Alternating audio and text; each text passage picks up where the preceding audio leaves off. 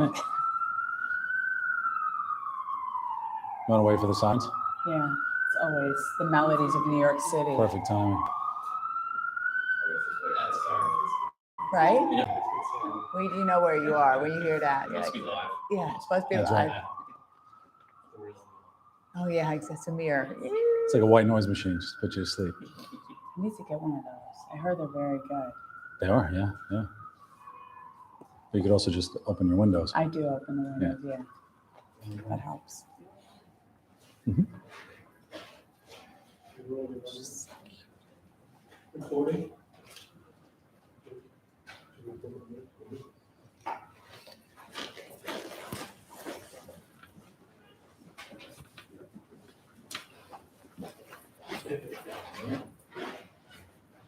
Three, two. Welcome to Not a Webinar, Candid Executive Insights.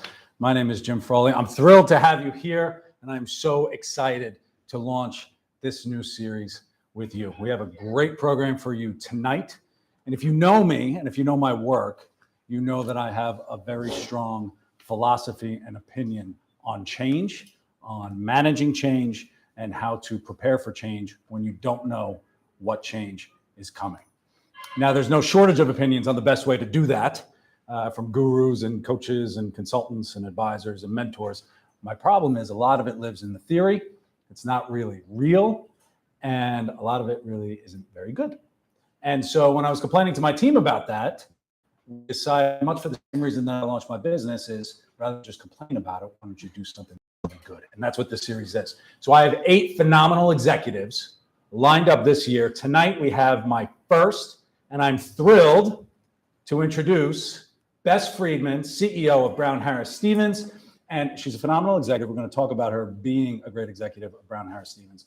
But the reason I picked her, she was the first person I thought of to do this, is because she has a lot of personal opinions as well. And she's very vocal. As if, yeah. And she's an advocate for social change. She does amazing work outside of the office. And when we think about work change and life change and human change, I thought she'd be a perfect person to kick it off. So Bess, welcome. Thank you so much. Jim, thank you for having me. There's a lot I want to talk to you about tonight. Okay, I'm Okay. ready. You're I'm ready? ready. I'm ready. I'm We're ready. geared up. I'm geared up, yes. The first one is elephant in the room. We have to talk about real estate. Okay. Because that's, most people. Everybody's CEO of interested in real estate. Every party you go to, that's what people want to talk about. It's interesting. What's happening? Well, so here's my big question for you in terms of real estate. Yep. I feel like the industry is completely ripe for disruption. And lots of change is going to be coming. Mm-hmm. And so how do you manage that change? Well, the one constant is change. That's the one thing we know that's always, you have to, it keeps moving and you have to innovate. And so we've been disrupted already, as you know. We've had some new companies come in and shake things up and everybody improve their tech and that sort of thing. And so we just have to keep growing and doing and hiring the right people who see what the future is and make sure that we're investing in that. We partner with somebody who's helping us with the metaverse so that they can educate our agents about that and Web3 and blockchain and all that stuff. A lot of people don't understand it. It is going to be a part of the future, how we do things. And so we're open to all of that. And remember, we're a legacy company. We've been around for 150 years, celebrating that this year. So, it's a big ship to move with a lot of people have older ideas, but we do it slowly and carefully with our eyes open. Yeah, I feel like you have the reputation, at least, to be exclusive, to be very, very good at what you do. But an institution 150 years that has to change. You're also managing a business full of business owners effectively. That's right. And so how do you carry them along for giving them the foundation, but then at the same time helping them keep up and do all that kind of work too? I mean, they carry me along. I certainly don't carry them along. I mean, the agents are the asset and they are the CEOs of their own companies and their own brand in a way, and how they show up. Each one is different. Every agent operates very differently. And we have to make sure that we educate, communicate, support them in every way that they need, and give them the platform so they can flourish, right? So they can, use their superpowers, whatever those are, with their courage and grit and do everything incredibly well. but there are no two agents that do things alike. Everybody pitches things differently, dresses differently, speaks differently. And so we want them to be the best of them, and we help them to do that. They all dress different, and I know we have some of your agents in the audience, and they're just cool. They're cool. This one's, Super cool. Yeah, very cool. All right, and it's but I feel like Brown Harris Stevens is cool, and you're cool, and your people are cool, and it's part of the brand where, you're quintessential New York, even though you're in other places as well. No, but we are, people who are New Yorkers or grew up here, will say, oh, I had dinner with some friends a few weeks ago, and they're like, oh yeah, you manage my building, you manage my father's building. We've been around for 150 years, been through a lot of different changes, from changing skylines to wars to technology, you name it. And we also manage almost 400 buildings throughout the city. So people know Brown Harris Stevens, and that's a great thing. It's a legacy company, heritage, and we're fortunate in that way.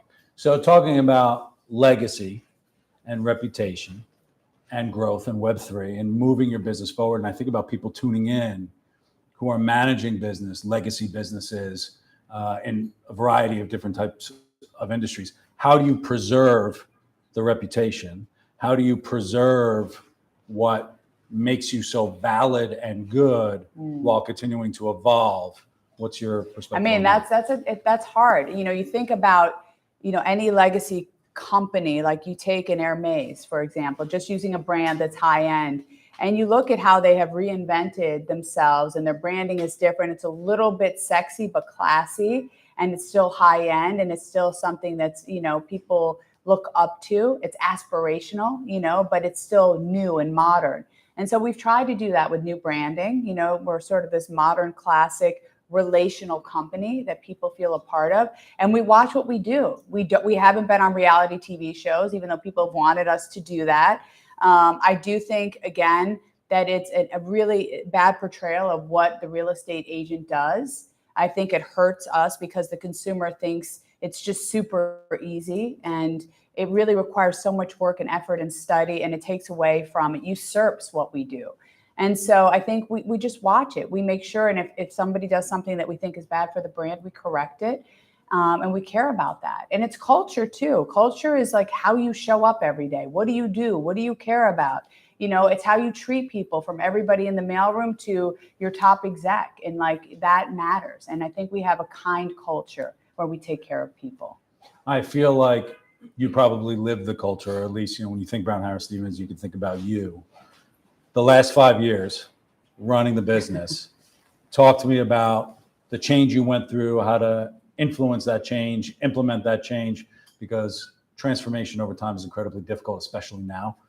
Talk to me about change. Well, all change, first of all, I always say this, but progress is incremental. People look at somebody who made it, a singer, Harry Styles, Lady Gaga, whoever you want. People think, oh my God, they're you know how hard they had to work to get to that point. And that's with anything and everything that you do. There's a lot of buildup to get there. And so it's little pieces over time. And it is never about one person. It's always about the team. So it's me and the team together, and the people that, I've chosen to work alongside. I have great leaders from, Kevin Kavetsky, who is the leader on the West Side, who's, one of our agents here knows very well. But, that type of leadership is just an example of the people that sort of push us and grow us together. And the last 5 years have been tough because we merged companies. We came together with Halstead. We lived through a pandemic, which seems like another lifetime ago, I know, it seems right? ages ago, completely. But, there were a lot of pluses about that pandemic. And I was talking about this yesterday with a friend. I had the opportunity to be at home. I have two teenagers, and we sat at home, and I worked from home, but at night we'd watch a different movie every night. And I tortured them by making them sit with me and watch movies that I wanted to see. We had a whiteboard of, To Kill a Mockingbird, La Vita Bella, all those. And it was like eating ice cream and hanging out with them, and it was bonding. So there was a lot of pluses during that time. And as a company too, we really stuck together, and we communicated with the agents, and we just let everybody know, hey, we're here. We don't know what's going on, but we're here for you. Call us. We're here. Let's talk. And I think we just did it together. Mm-hmm. That's what life's about, right? Showing up for each other. When things are tough, I always say it's easy for people who show up when the limo's there, but who's taking the bus with you? And that's what matters. Like, who's taking the bus with you? And that's what I think our company is about. It's like we're there for each other, for all the good and the bad, the good market, the bad market, happy times, tough times. We're in a tough time right now, in all candor, really a tough time. And it's a good perspective. And New York was dead, is what they had said. And from a real estate perspective, with the outflow going in, people were mad. People were angry. They were like, "Oh, yeah." And But I never believed New York was dead. Never believed it for a minute. I knew it would bounce back. Another siren, another it's all right. something. It's New York. It's That's the part of why melodies. we're here. That's right. The melody. But people, also people like, they want to see a downfall. They want, New York City is so resilient. It's the talent capital of the world. People want to be here to either reinvent themselves or to become a better version of themselves. People come from all over the world to be a part of New York City. And there's something super special about New York. You walk the streets, you feel it, you smell it. People are interesting. They're smart. They know a little bit more. It's funky. It's sophisticated. It's got flavor. Yeah. It's got diversity. It's like you want to be here. This city, I'm in love with it. It's a romance. I can't even explain it. Pretty good. I love it. I love it. It's just cool. It's nice. It's just cool. I think, priority shifted in the pandemic. And when you're managing your company, and a lot of the companies I work with, as they deal with sirens and all that other stuff is. But somebody once told me is employees, when you're thinking about your culture and what you're building for a culture, is they want your company back. The pandemic was a perfect opportunity for that. That's right. Especially as people were reprioritizing and spending their time with their kids and watching. What was your favorite movie that you watched with them, by the way? What movie did I watch with them? That they really loved. Okay, passed. But they really. Ooh, it's like beep. I don't know if you've seen. Have you seen Life is Beautiful, La Vita Bella? So the saddest movie. So they, we were all like, I've seen it many times, but they saw it, and everybody was emotional. And to pull, that's what a movie does. I mean, it makes you laugh. It also pulls out emotion when you feel somebody's pain, when you feel the suffering. And there's something really beautiful about that. That's what makes us human, right? Is that we feel pain of other people. It's not just our own pain, but we identify when you see somebody on the street sleeping there. You don't just step over them. You think, geez, that's horrible. I wish, I hate, it hurts. I'm so sorry about that. That's what makes us human, right? And when you don't care about that, when you lack that feeling, that's why I think anybody in power who lacks love and empathy is perhaps the most dangerous thing ever, which is why I think our last president was very dangerous, because not about politics, because he lacked emotion. He lacked feeling for other human beings. And when you're in that seat, it doesn't matter about politics. You have to put people first. You represent everybody, and you have to lead with love. That's what all the best leaders have done throughout time. It's a perfect transition. Yep. Right. Because as we talk about building your culture and looking at the person running the business and living it, I feel like you live your philosophy and your approach to social change and advocating for different groups and doing a lot of that work. And you're incredibly vocal about it, which is good. I follow your Twitter, and I was like, holy cow, this is like, she just tweets anything. This is amazing. Oh my God, not just anything. It's not like girls gone wild. I mean, let's just be clear. Yeah. But so many executives keep a public face and a private face. I don't feel like you merge them. I keep politics out of business, because I think everybody has a right to choose what they want. What I will be vocal about is when something is wrong, when something is racist, when something is misogynistic, when something is anti-Semitic. There's not maybe, I don't know where I stand on that. That's just wrong. And you say, no, I don't accept that. And so I don't think you can just stand back and say, okay, well, I'm going to let this pass because I don't want to get in the mud. That's where you have a lot of problems. We have an obligation. If you have a platform this big or this big, you're Beyonce or you're just a little speck, whoever you are, you have to use that voice to help people. That's why you're there. I believe that. And so as you think about that, in times of difficult change, we look towards leaders who have conviction. And many executives I know will refuse to wade into politics, which is probably good. But some would say that those areas of misogynism and racism, is there a grayscale? And as you decide what it is, and some people just will not wade into it. And I think back to George Floyd, the talking points are ready, but no real change happened at the organizations. Yeah. Talk to me a little bit about that. What drives your philosophy on that? Or is it more of just reactive of just saying, today's the day I'm going to let you know? No, I don't. I mean, the one thing I actually learned this from, I have a teenage son who's bipolar, who's been through a lot of therapy. And one of the things he taught me is that from stimulation, you take space and then you choose how to respond. And it's a really healthy tip because usually something happens to you and you just react, right? Like somebody will curse at you and you want to say, you're like ready to flip them off or whatever. And so I've gotten better in the sense that I take time to think about how I want to respond to things. And when, the murder of George Floyd, when that happened, I was, I sat around the dinner table with both of my kids, and, my daughter started crying, talking about it. There was enormous pain. I really felt like the world sort of stopped for like a minute to say, what just happened? Because we all watched that. And it was devastating. So I just sent out a memo to the company just because people were in pain. They were hurting. And I think the country was hurting, just saying, I see you, I hear you. Here's some organizations you can donate to. Brian Stevenson, who does so much, was one of the people that I encourage people to donate to.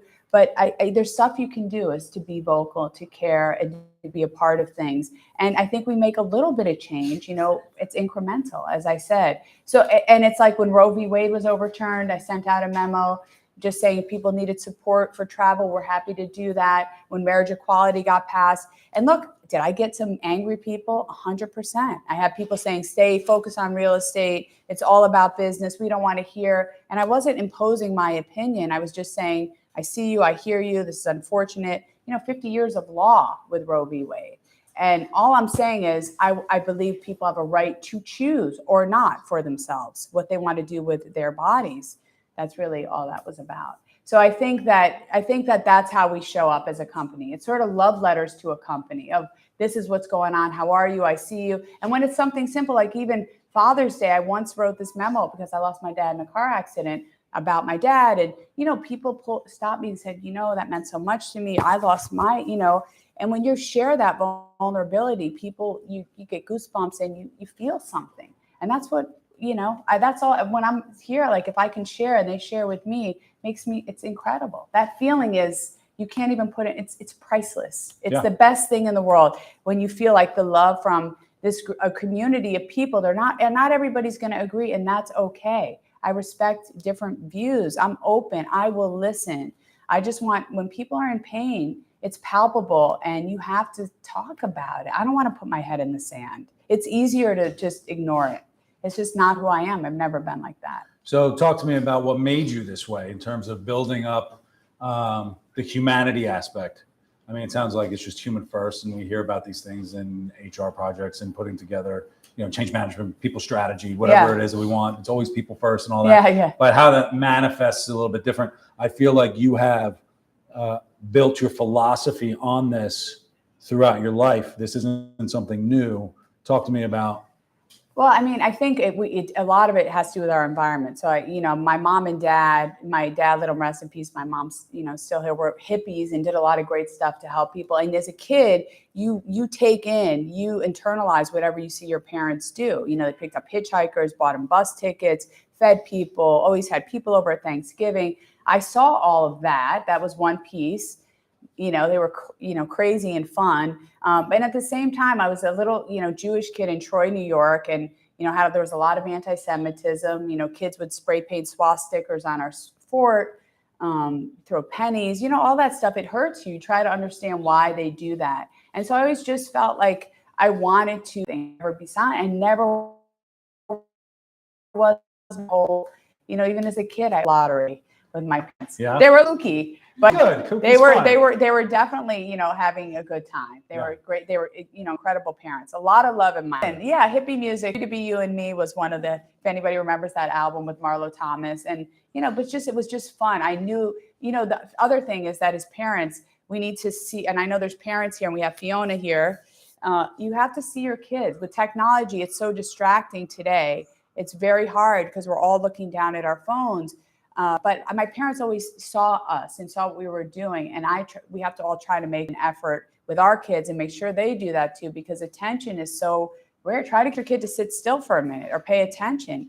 We're so distracted, which is not a good thing. Yeah, Because okay, spending so- time, with each other or doing something like this is unusual because we're always so, what did this say? And social media, and did somebody like me? And it's so, when you go away and you're just off of all that, it feels so incredibly good. And I feel like when we think about cutting off and turning off, and to be able to advocate the way that you advocate and to be vocal, I feel like you have to be comfortable with yourself and have a belief system in place that you are core to do it. So I'm going to ask you in a little bit about advice for people looking to find their voice. But most of the executives that I work with, not most, but a lot, insecurity is incredibly thick. Yeah. Whether they want to admit it or not, insecurity is, Everybody, Jim, everybody's got there's it. not a person in life, and I mean everybody has insecurity, except for maybe Jay-Z. Everybody else has. Everybody in the world. I mean, for the most part, as human beings, we question ourselves. It's just a normal, it's part of it's good in a way because it gets you to look at what's going on And challenge yourself. And so I guess as I think of people looking to find their voice, right, to follow in your footsteps, to be an advocate, to be vocal about what's right, what's not, when you see something wrong, speak up.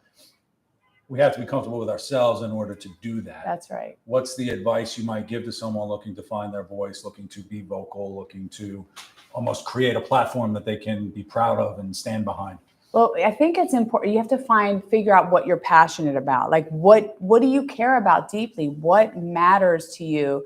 Because everybody has different things that sort of press certain buttons in us, that get us excited. And you have to figure out what those things are because it has to be organic. You don't want to manufacture something because when people do that pretend stuff, it sounds phony and it doesn't come across. But if you care greatly about whatever, women's right to choose, whatever the topic is, if it really matters to you, then you'll go and fight for it and do that sort of thing. But it has to resonate. It has to feel good. And the other thing that I say all the time is, there's this philosophy about, you should pursue whatever you love, whatever you're passionate about, like as a career. But I think you should really pursue what you're good at. And those two aren't always the same thing because you may be really good at figure out what you're really good at and really work at that because that should be what you hone. And hopefully it's something you like too. But pursuing your passion, that's not always good advice because what if you like to sing or you like to tap dance and you're not so good at it? So I always say that could be a hobby, but figure out what you're really good at. Do you have high emotional intelligence? Are you good in sales? Are you good with numbers? And really hone that because that's where you can excel and do well in life.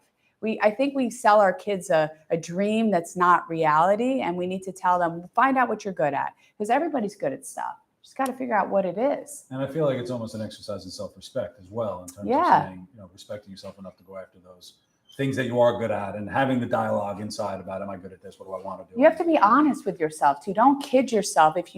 We all know I think we kind of know what we're good at and what we're not. And then focus on it and get the best at it, become fluent with it, right? And try it. And try it. And play with it. Play around with it and study it. Become the best in the world at it.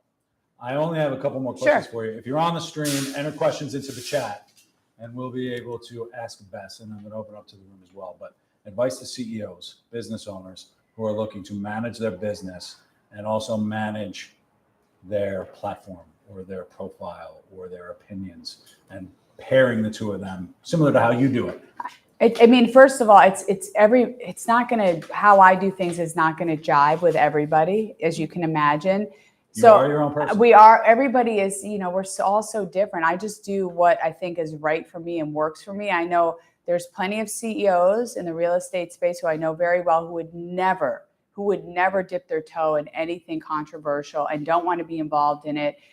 They never did that their whole life. Mm-hmm. So I think you have to figure out what is right for you and what makes sense. And it will hopefully align with what your company is about. You'll see every culture is so different wherever you go. There's different vibes and feelings. And you look at who's leading the charge and it will tell you everything. And so I would tell, CEOs have to figure out what works for them. Because you don't want to be a phony about it, right? No, but I feel like there's also an expectation now. Do you feel like there's an expectation that you should be vocal? You should be vocal, but some people also feel, there's different views on this. Some people feel like in business, it should just be about business. There is a strong view that business should be about business and you shouldn't be talking about social issues. But in our business, because real estate is a relationship business more than anything, we're working with, it's not widgets, we're working with human beings every day, our clients and our agents. And these are people who have kids, who have parents, who sometimes lose loved ones, who are going through a hard time, who lost a pet, who have financial issues. Like it's real, like people stuff. And so it requires a human element to it. I think real estate is a space that will give you the room to do that. I don't know that Goldman Sachs can do that. I don't know that Jamie Dimon at Chase can do that. I don't know if he's doing that, and if it's right for him to do that. But I know in our space, because we're privately owned too, I have a lot of freedom, and the owners let me do my thing, even when I get in a little bit of trouble. They understand. But it works because our agents, it's a very familial environment, and we know each other. We have a lot of generations working together at BHS. So that's a little part of it. That's part of the history. Yeah, it's part of the history. Yeah. It's part of the history. Crystal ball. Oh, God.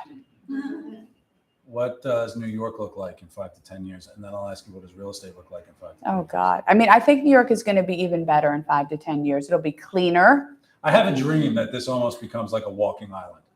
Oh, Wouldn't that be awesome? I would love Where that. you just line Broadway with trees and it's just all residential. That might be the amazing. case. I think it's going to be a much cleaner city. We're going to get cleaned up.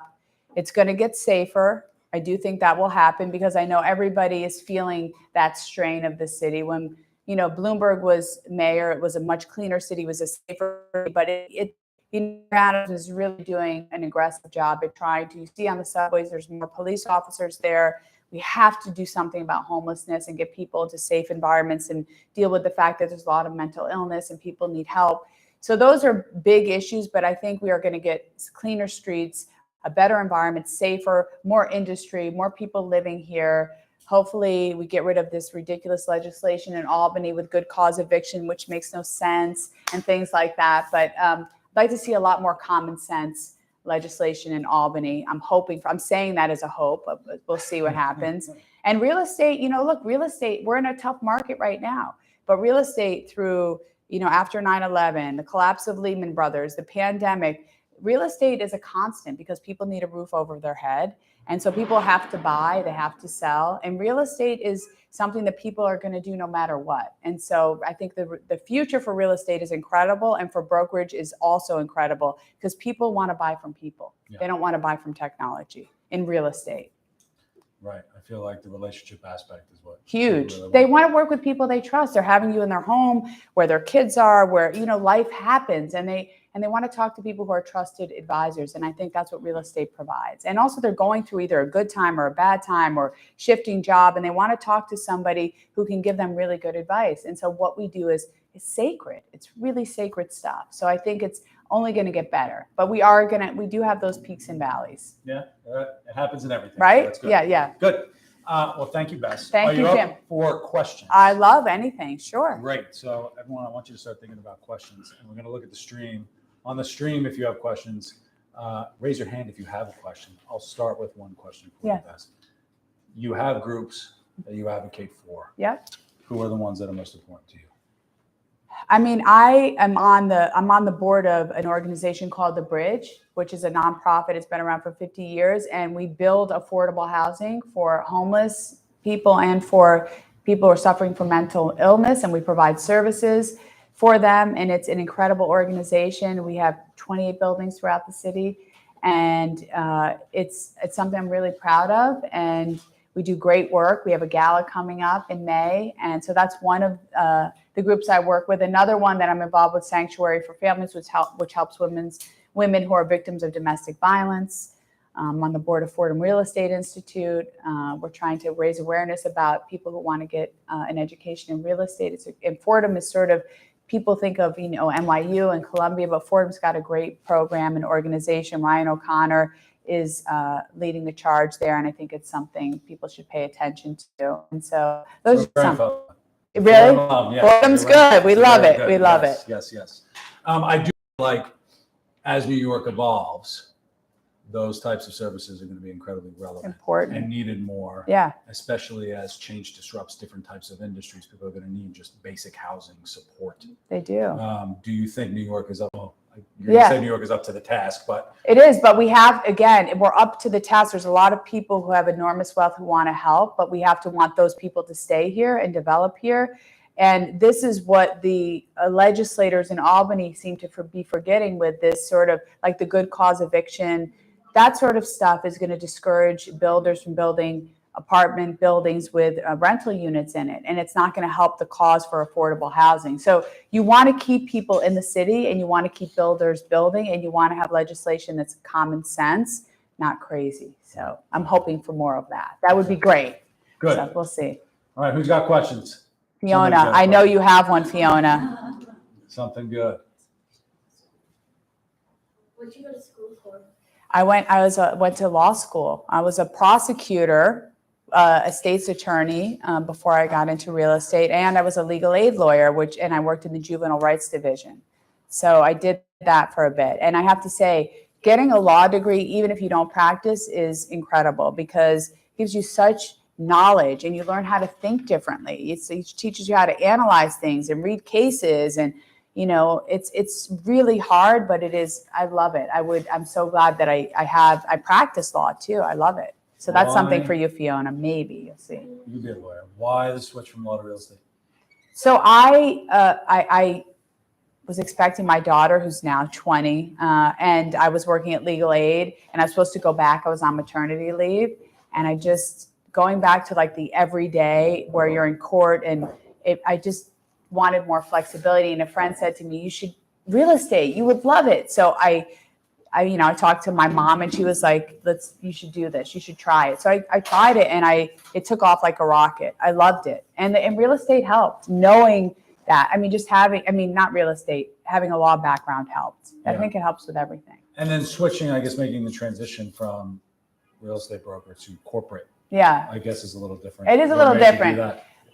I was at Corcoran at the time, and they asked me. They felt that I had leadership ability, and they wanted me to help them, and so I did, and I love that too. And so it kind of just took off. I think you just do the job, you work hard, and you shine when you're working on things. I think people will notice it, and it's not about getting a title; it's about doing the job, and then all that other stuff. I feel like happens. it's creating something. You're creating something that you Yeah. can be proud of and you can own. And I feel like real estate agents, when they build a business, is something that they can be proud Well, of. that's what every real estate agent does. I mean, people don't realize what a hustle it is to be a real estate agent. It is so hard. They have to know the market, and they have to work with their clients, and they have to be on top of things. They have to negotiate, and it takes so much time and energy, and you can't leave your phone down for a minute because you can miss out on things. And so it's a great career, but it takes a lot of work.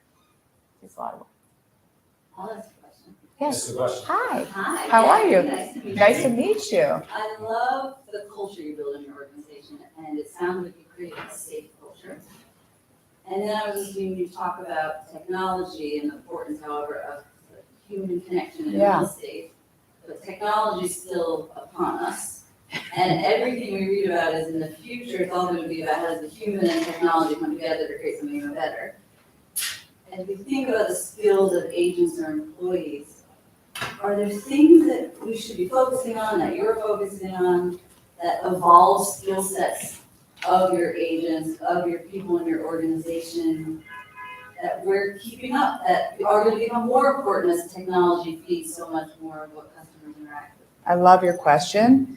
And I will tell you that I think technology, as it's going to keep growing and be different and more efficient. And what that will do is it will empower your relationships just to respond quicker or to get to people quicker. But what you do, what real estate agents do every day and how you show up will not change because it's high touch. They want to talk to people. They want to see you in person. For the most part, you may have some people who say, just send me a text. That you do have investors, but for the most part, when you're dealing with people, they want to talk to you. They want to see you. They want to understand what's going on. And so I think the technology will only make you more efficient as it gets more innovative.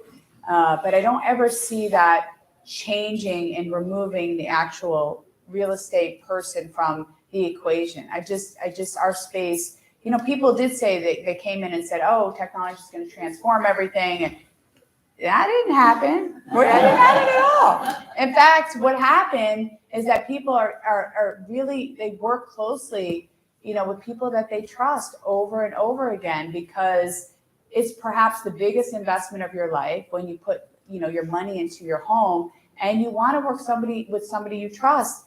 And most people aren't buying homes online, they just don't do that. You want to walk into the lobby, or you want to smell the elevator, you want to look out the window. I mean, it's a big investment. Even if it's a studio or it's a $20 million home, people need to feel it out a little bit. So technology is great. I love it, but it's not a replacement for what we do.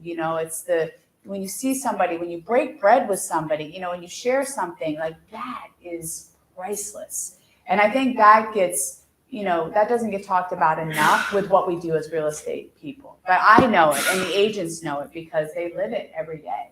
I think it's an important thing to know. And for those listening on the stream, the question was about humans and technology and how do you pair the two.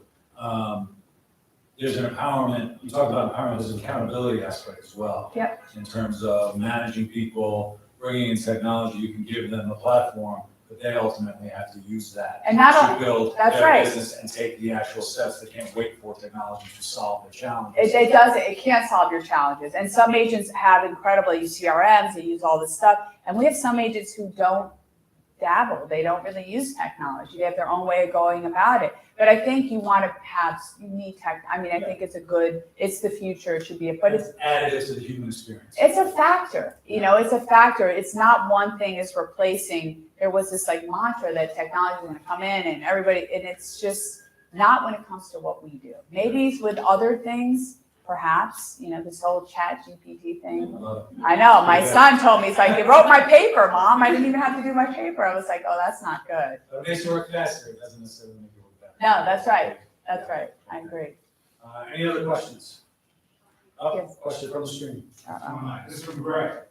Can you discuss the challenges of managing a business and family, especially with teenagers at home? Oh, God. I mean, that's a very good question. Teenagers are challenging. I don't know. We're not there yet. We have a 5 and a 1.5-year-old. Oh, you got a ways. we got a whole You know what I mean. I will tell it's hard. That's tough. It was tough. It's hard. There's definitely, when you're spending a lot of time at work, you're missing something with your kids, and that's part of it. I'm also a single mom, so that makes it even a little bit more challenging. So yeah, it's tough. The one thing I do try to do is when I am there and when I am home with my kids, I'm with my kids. And I try to just be present with them. And then when I'm at work, I'm at work. So I try to do that as much as I can, but it's not easy. I've missed stuff for sure at work, and I've missed stuff with my kids because something gets watered down somewhere. It always does, right? But I try to give when I'm with them, I try to snuggle them up and spend time with them and annoy them as much as I can. That's part of your That's job. part of it. That's great. And try to, be a good example for them. And it's funny, teenagers, they teach you. They're the ones that teach you all the things that are going on in culture today. Like when it came out that my daughter, she's 20 now, but when she was 13, she was at camp and she introduced her, Mom, this is Cole. They are, they. And I said, what? She? He said, no, Mom. This is gender, it's this and that. She's explaining to me. She's like, I'm like, what? I don't understand. So it's a they, and what does that mean? And so does they like boys or girls? That was my question. I'm being honest because I didn't understand the whole thing. And she explained it to me. She's like, no, gender is who you go to sleep as, and sexuality is who you go to sleep with.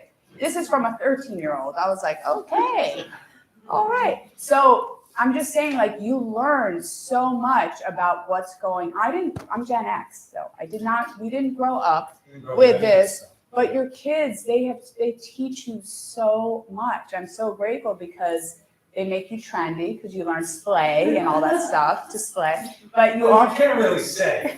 I say it. I say you understand it. You can't really say slay. No, I say slay all the time. Another day, another slay. We say that all the time. You get away with it. But I think it's great. You learn a lot from your kids. You hopefully you teach them stuff, but they probably teach you more, I think. So. And it takes intentionality.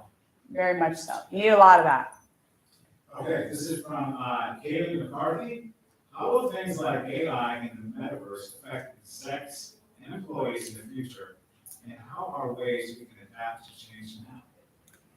You know, AI is just, it's part of everything today. I mean, we look at, it's like deep learning. And so it's like everything that we do, we're watching people, you know, on the website, what they're doing. And so it's not going away. It's only getting more intense. So it's just a part of the company, technology, the future. And what was the second part of that? How are ways we can adapt to change now? Oh, I mean, it's hard. And I think the older that we get, the harder it is to adapt to change. But I think be open to things, be willing to learn, know that I think the key thing for anybody is to know that you don't know everything, and be open and be willing to listen to things. Even if you think you know for sure, you probably don't. It's that saying of it's not what you don't know that gets you in trouble, it's what you know for sure. It just isn't so, that really gets you into trouble, you know. And so you have to I just think be open to things, be willing to listen to things. And it's a good way, you know, in my world, everyone's got the buzzwords of humility and vulnerability and all of that, but defining, you know, how do you actually ask a question? What is a question? And how do you ask yourself real, honest, open questions where you legitimately don't know the answer? Because I feel like macro change is, Miles saying, macro change requires a focus on the micro individual, the one person who can respond to change is the one focus for it. Great questions. Yes. Another question. Yes, we have some more. This is Okay. from Matthew Ramirez. With high inflation and younger people having difficulty purchasing houses, what do you suggest we do to get a home without sacrificing retirement? Sacrificing what? Our retirement. Yeah, I mean, inflation is definitely a challenge for everybody, and rates, as we know, have doubled. So I would say for a person who's interested in buying a home, if they have a little bit of savings, I would work with someone like really good mortgage broker, a good agent, to have somebody figure out what it is that you can afford. And I would try to hone in on that, because even though rates have gone up and they've doubled from what they were, they're still historically low, and you can still get something. You can do a 10-year ARM, you can still get something that's more reasonable, and figure out what you can afford and what makes sense. Because I do think if you can buy a home, it's always better than renting, because at least you're building equity, and it's also for consumption, it's long-term, there's appreciation. So we're all being hit with inflation. It's hurting all of us. If you go to the market, everything is more expensive today. So I would just try to save. If you can save a little bit every month, I know it's hard. And then figure out what you can afford and try to find something. There are things out there. There's plenty of properties out there. And I think figure it out. People are doing it. People are buying. It's just, you know, you just have to be careful and work with good people. And I feel like many of the millennials, or at least that I hear, are complaining about the price of everything, which I guess is just a factor you have to accommodate. It's expensive. I mean, there is inflation, things have gone up, and, you know, but I think if you can find things, you can make deals. Sellers are negotiating now more than they ever were because of the fact that rates are up and then there's inflation, and the economy is, what happened with the banks collapsing, you know, that's created a lot of uncertainty. People are like, what is going on? It's confusing for people. So. Yes. One last online question. This is from Agnes Olsberg. Hi, Do you anticipate a connection in the current overheated real estate market? Is this a bubble, a correction? Oh, correction. I don't. I think for the last year, we have already been slowing down. So I think we've been correcting, readjusting, recalibrating. And I think 2021 was just a crazy year of FOMO. It was like everybody was like spending and having fun and buying. And I think we've been in a correction, a readjusting. And I don't think there's anything, you know, if a recession hits, the housing market will still continue. I don't think it'll stop. I think whether it's a recession or not, so I don't think there's any bubble that's going to burst. I just think it's going to be a little bit of a lumpy market. Yes. Okay. No fashion questions? I'm surprised. I'm hurt a little bit, but go ahead. Do you feel that real estate teams are the way of the future, or is there still space for solo agents selling in NYC? Oh, I love that question. Definitely think there's plenty of room for solo agents. And in fact, we have mostly solo agents.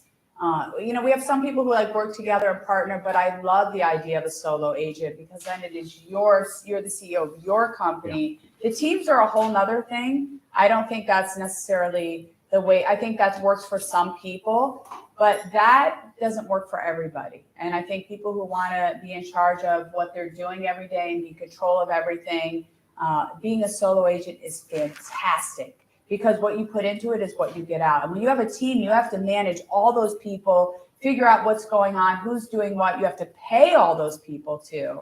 And it requires a lot of effort. So I definitely love the idea of a solo agent. I think if that's what you want to do, pursue it. I would encourage you getting a mentor though, to try to work with somebody who can help you, teach you, show you the ropes, because you want to get your sea legs with somebody who knows what they're doing. But teams are just, I don't know. I think teams work for some people, but I don't think that's. It's a whole different model. It's a whole different way to approach. Model. It's a whole big, yeah, thing. Works for some, not everybody.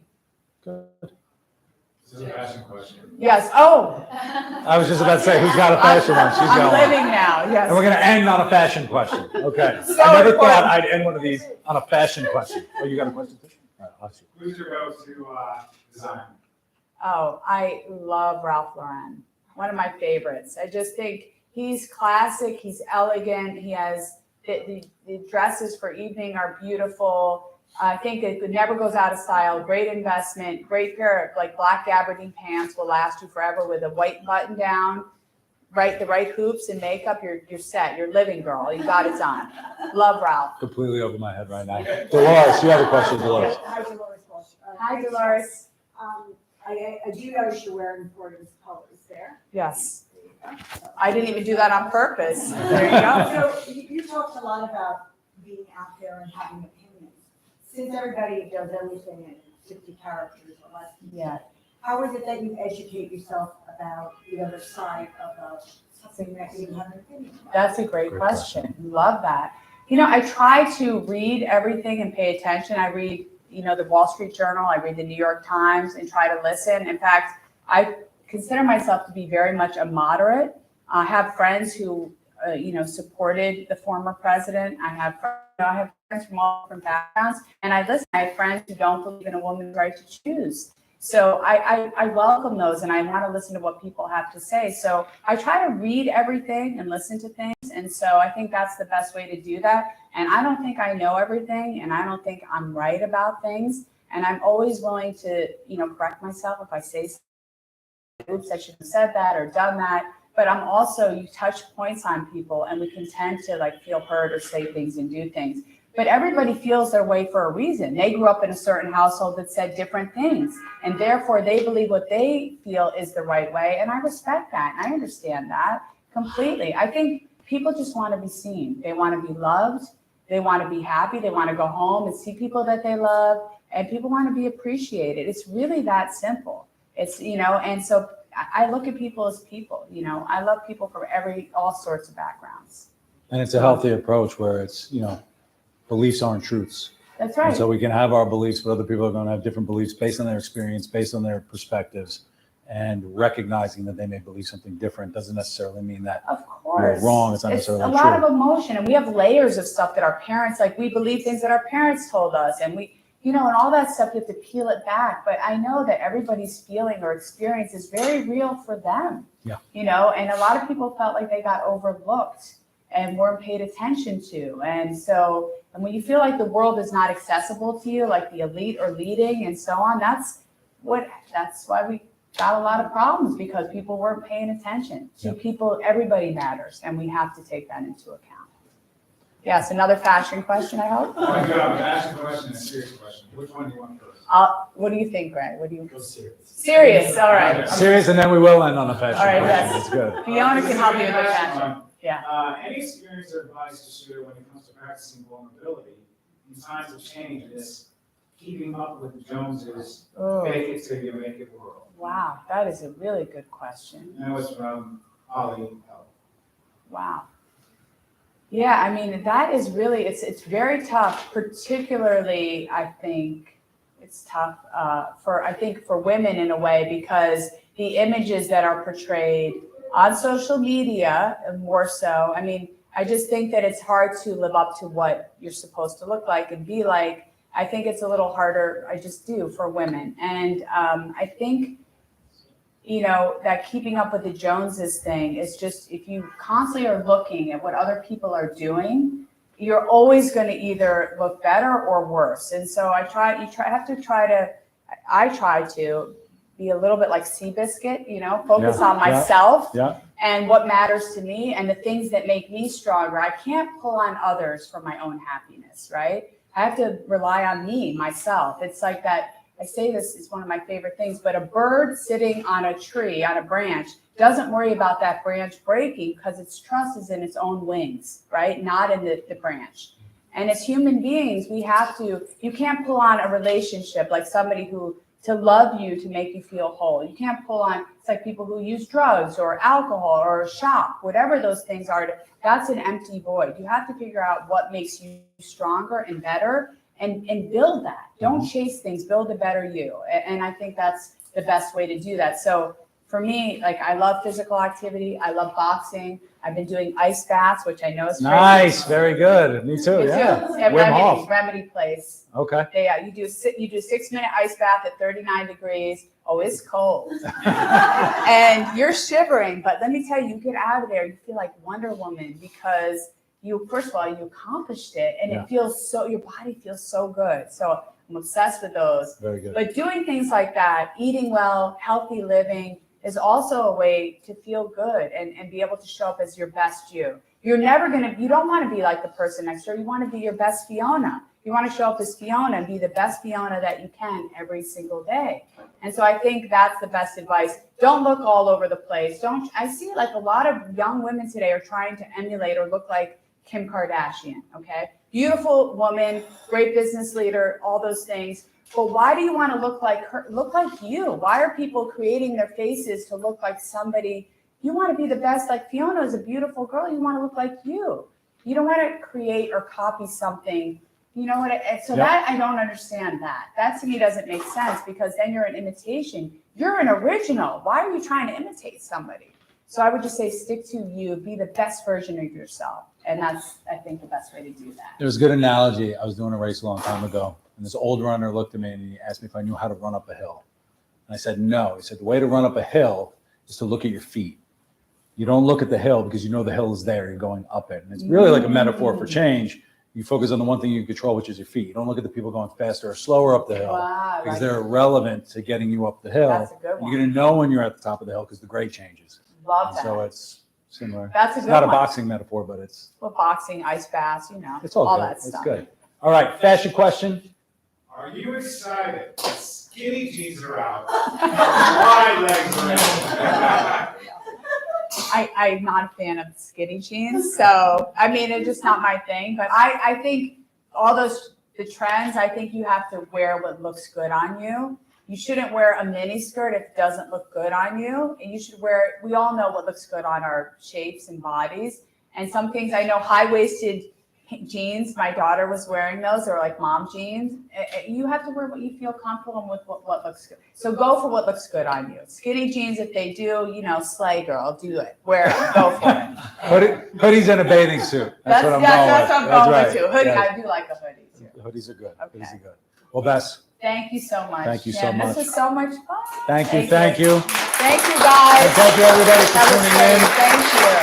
I trust that this has been very relevant, very real, and very helpful. And as you think about everything that Bess shared, and we have 7 more of these coming, it gives you a good platform to ask yourself the types of questions that you need to ask yourself as you navigate this type of change. So thank you for joining us. I look forward to seeing you at the next one, and I'll talk to everyone soon. Thank you. Thank you.